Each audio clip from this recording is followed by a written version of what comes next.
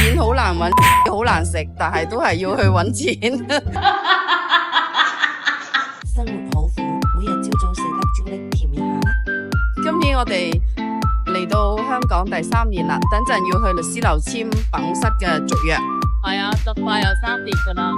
你當時氹我嚟呢度，喂，1年你可以做幾多錢生意？有冇做到啊？